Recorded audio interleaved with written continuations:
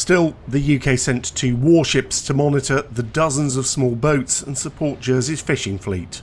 It's been a fairly tense few hours, but French will really have to get used to the fact that the world has changed. So France then sent its own naval vessels to monitor the British. What worries me about this situation is the scope for miscalculation or a mistake or an accident, a fatal accident. That would be awful.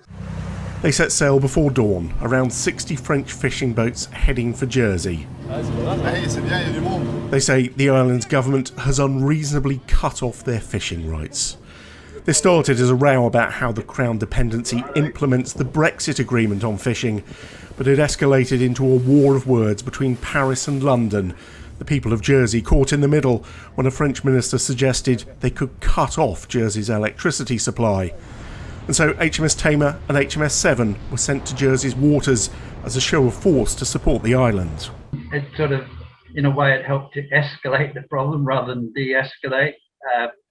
But I think it was a necessary sort of assurance. It was an important thing to do, to see that support. It was good to see it. Hello there, this is protection vessel Severn. Fishery protection is a routine job for these offshore patrol vessels, a combination of policing a regulated industry and protecting UK waters. But they're also used for counter-narcotics and counter-terror operations. They carry firepower. One's got a 20mm cannon, one's got a 30mm cannon, and don't underestimate the impact that they can have. But they'll be covered up. I mean, they'll be very deliberately covered up. This is non-escalatory. What can they actually do? Well, first off, they can generate an awful lot of conversation. I mean, here we are talking about it. Let's not underestimate the power of persuasion. But it sort of reminded me a little bit of the mounted police turning up and asking, what's the horse actually going to do? I mean, probably not very much, but it's also going to stop you from messing about anywhere near it. The reality of this situation is a protest involving a fleet of relatively small, unarmed boats has resulted in the deployment of 2 British warships and, in turn, 2 French warships. 2 allies bound not just by NATO, but a 2-country defence cooperation treaty squaring up to each other in a show of military might.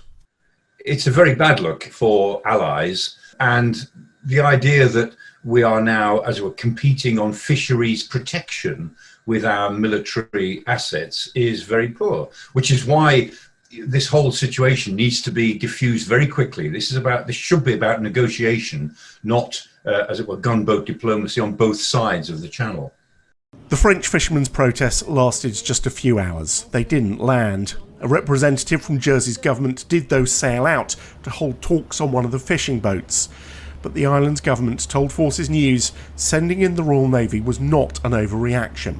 Of course, we welcome peaceful protest where people have got messages to give to government, and today appears so far to have gone off reasonably peaceably. Have you actually needed the Royal Navy to be there then? Well, the Prime Minister said that he felt that it was a precautionary measure and would help monitoring Jersey's waters, and I think his analysis was correct. The deployment of Royal Navy vessels in a tense dispute over fishing rights is far from new. It evokes memories of the Cod Wars with Iceland in the 1970s.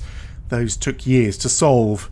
In Jersey, everyone is hoping this will be solved a lot sooner, and that the Royal Navy will not need to be called back. James Hirst, Forces News.